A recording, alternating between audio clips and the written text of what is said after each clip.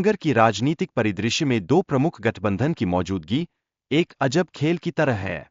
राजनेताओं की पार्टी बदलने की लहर ने न केवल राजनीतिक अस्थिरता को जन्म दिया है, बल्कि इसमें नजर आने वाले मनोरंजन को भी स्पष्ट किया है। क्या यह सब कुछ लोगों के भ्रमित मनोदशा को दर्शाता है? लेकिन यह खेल केवल सत्ता की कुर्सी तक सीमित नहीं है। राजनीतिक दलों के बीच की लड़ाई का आम जनता पर गहरा नकारात्मक प्रभाव पड़ता है। महत्वपूर्ण मुद्दे तो जैसे भुला दिए गए हैं, जबकि आम आदमी की समस्याएं अनसुलझी रह जाती है।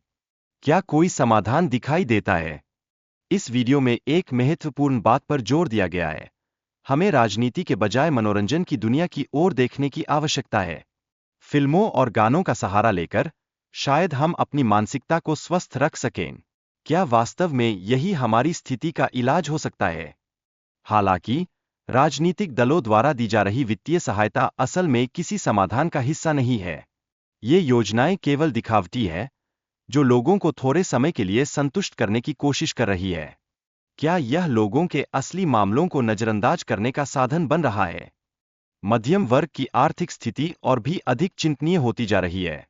बढ़ते टैक्स ने उनकी जेब को हल्का कर दिया है, और बेरोजगारी के कारण जीवन यापन एक कठिन संघर्ष बन चुका है। क्या इस संकट का कोई अंत नजर आता है? गुणवत्ता वाली शिक्षा की कमी ने मध्यम वर्ग के माता-पिता को एक नए भय से भर दिया है।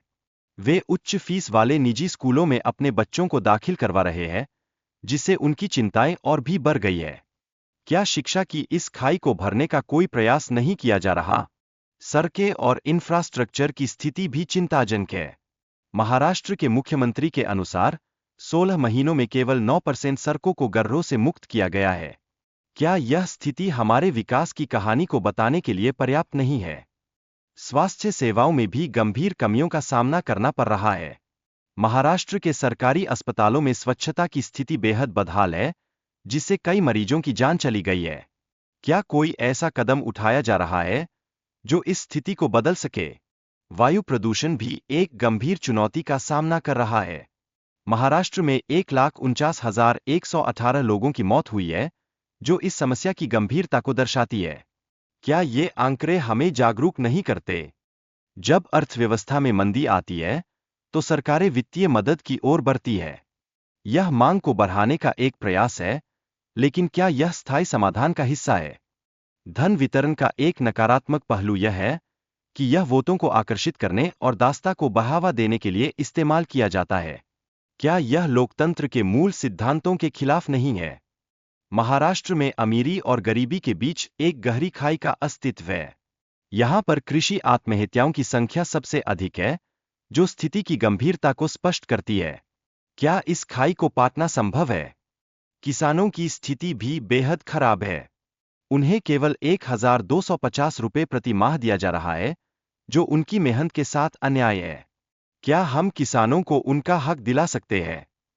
महाराष्ट्र में किसानों के लिए सफल मॉडल, जैसे पोपटराव पवार का जल संरक्षण, एक आशा की किरण है। इसने एक पूरे गांव की किस्मत बदल कर रख दी।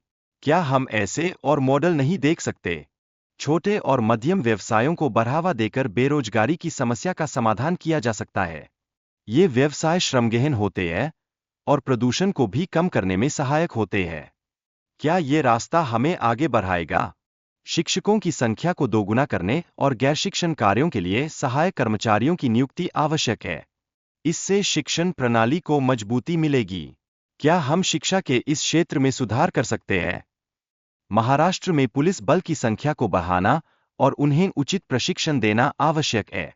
इससे अपराध नियंत्रण और न्याय व्यवस्था में सुधार होगा। क्या यह हमारी सुरक्षा के लिए एक कदम है? स्वच्छता को प्राथमिकता देने के लिए नागरिकों की भागीदारी अनिवार्य है। जैसे रवांडा में देखा गया है, हर नागरिक को सफाई में योगदान देना चाहिए। क्या हम भी ऐसा कर सकते हैं? यदि आप इस चुनौती को स्वीकार करते हैं, तो यह आपके लिए एक अवसर होगा। यह वास्तव में सभी पार्टियों और नेताओं के लिए एक खुला प्रस्ताव है। क्या आप तैयार हैं? मिशन स्वराज का संदेश फैलाने के लिए दोस्तों और परिवार से संपर्क करें।